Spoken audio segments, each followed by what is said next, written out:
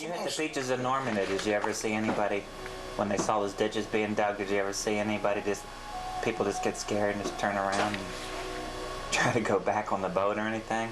Or did everybody, as reluctant as they were, they went forward? Well, it was quick. It was better to get off of the beach and into the inland. Oh, okay. You were safer. So that was your safety. You go back to the water, you were going to drown. That's where all the fire was coming, right in the water. Right, so they wanted to get off. So you got up under the guns as quick as you could. In other words, the guns and the turrets up there, the big guns for firing, and all that shrapnel spraying. Well, if you got up so far, they couldn't turn those guns down, but so right. far. And then the small arms could get you, but you had better chance against small arms you did, and shrapnel going in all directions. Right. So the quicker you could get up, and further inland you could get, the better off you were. Get up under the fire. I bet everybody's praying they'd never gotten on the boat to begin with, huh?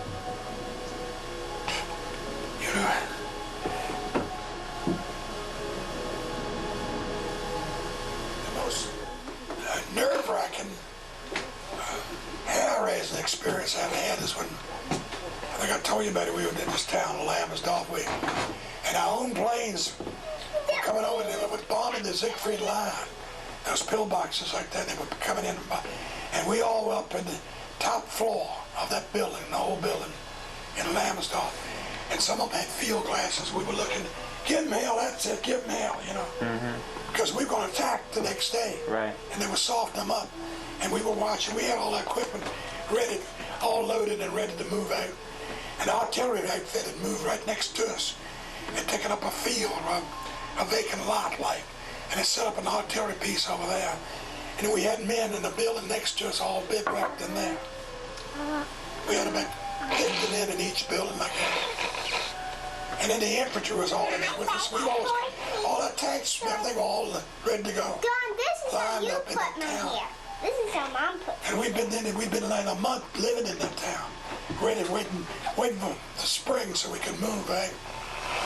And it began to thaw out there. And those bombers were coming over. Those B-38s were dropping single bomb, double bombs under each wing. And they hit those pillboxes, me and him below, and we said, give me a, come on, that's it, come on. And all at once, one of the lead planes came over us and dropped the bomb. And they all followed it. Some guy didn't know what to have, my own plane. Oh, your own plane, right. Friendly fire, they call it. Friendly fire. And they start giving us hell. And we came down out of the top cellar, we got up in the attic, and running down these steps, and I was in the middle. Somebody running like hell, and coming down the stairs, and went back to the second floor. I got hooked up in the railing, and they just went past me. And I was left, and they all were down, and I was still there. And one bomb hit, and when it did, I flew off the stairs and floated. And I floated down and hit the first floor. That's like a concussion or something? I floated in there just like a feather. And I bounced, and I went up. And I headed for the door, and another one hit, and I went up there again, and I went right down that cellar. It pitched me down that cellar. That's the only thing that saved me. And we were down inside of that cellar. There was about 50 of us down there. And the bombers were flying, one after another. So you ended up catching up with the rest of them the hard way. I got in behind there. I was the last one that got down there. I got blown down there. And when it was all over with, finally we had this old boy, Jew boy, Jonah Gold, that crawled out of that thing and ate through the side of a window in that basement. And those basements were built like pillboxes. The Germans were prepared for that mess. It was a German town that we were in, taking over. And he went outside, and all that fire, we were watching through the sides of these cellar windows. And he went outside, and then machine guns would come around, and he got it there and put that big long panel. It was orange, it was the color of the day. That meant friendly troops. And he threw up a smoke pot with yellow smoke, and that would signify that you were friendly. And he got that, and he would stop and put rubble on the ends of that big long panel. Panels made from here to that chair over there, and bright colors. Fluorescent colors, real bright. And he put pieces of stone in each corner to hold it down. In the meantime, bombs were landing all around him. And that boy was calm and stretched that. He got a congressional, and he got the Silver Star for that. He was a Jew boy. Why is it going that way? And he crawled back in, and they finally, the planes saw it, and they finally stopped. And we crawled in that hole. And it wasn't nothing. The building that I was in, it was flat. It was nothing. Everything had fallen around on top of us. So we dug our way out. And it kept building next to us. It was about 40 or 50 of them that never made the cellar. They were all killed. That was blood level. And there was 22 or 23 men. And the artillery had a great big gun. They had a piece of gun that the artillery piece would go from here to my porch right there. That's how long it got. Great big thing on a tractor trailer. And they had it set up on a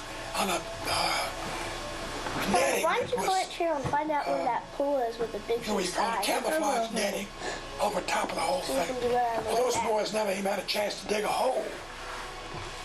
And every one of them were quite dead. Their bodies were blown everywhere. And the only reason we were saved was the fact that we were down inside. We're down in that cellar.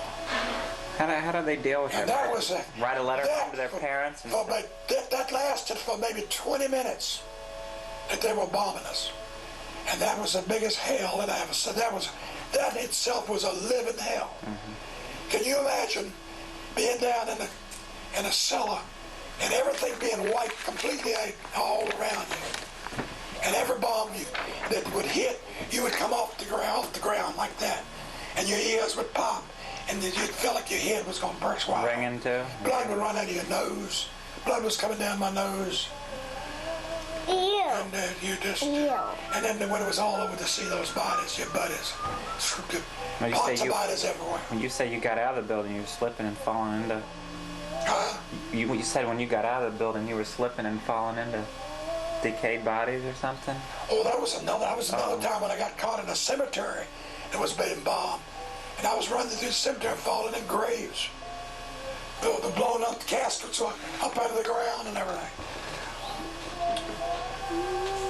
I was running through the field, running through the cemetery trying to find something to get in.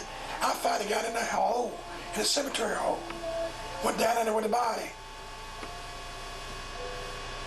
But it was safe down there. I mean, safe temporarily. Oh hell, I was falling and slipping and sliding. I was gone berserk, scared to death. Oh, it was easy to lose all. Best thing I could have done was to stand still, got quiet, and stayed in one place, and know I was looking for something better. Sure. That's the worst thing I could have done.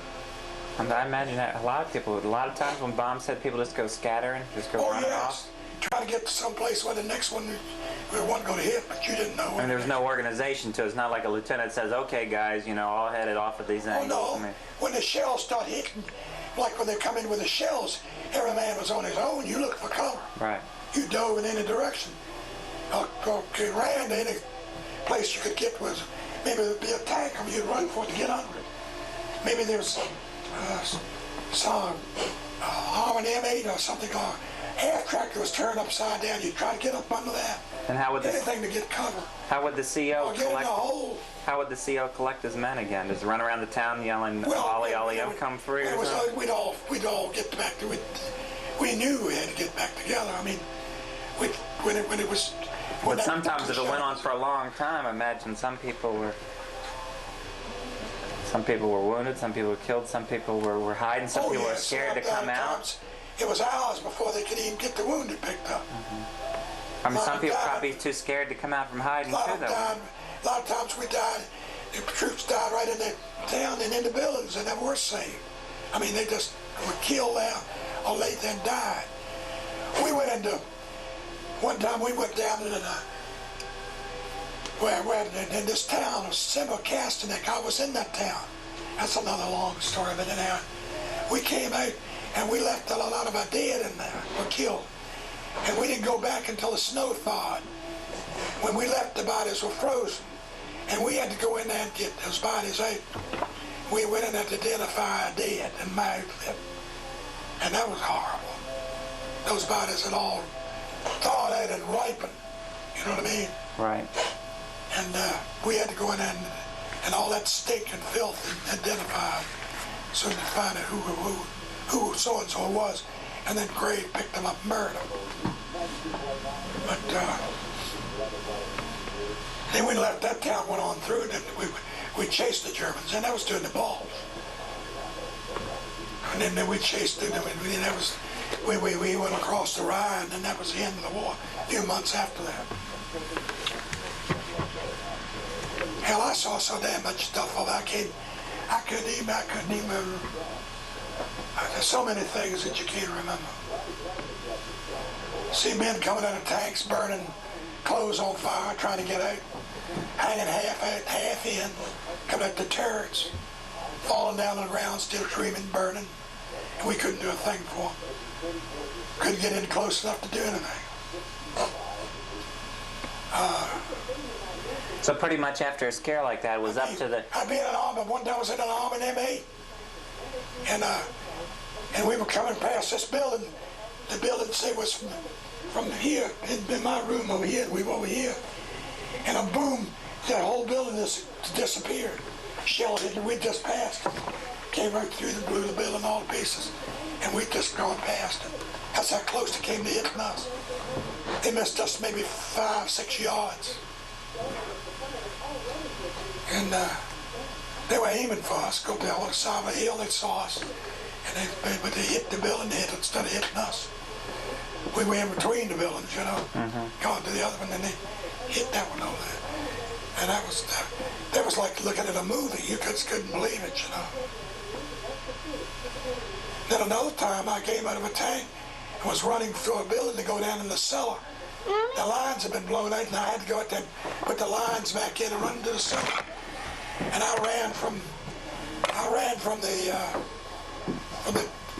got out of the army in M8 and was running around the side of the building, and I came around the side of the building. There was a German that stretched out there full length on his back, and his stomach was out to here.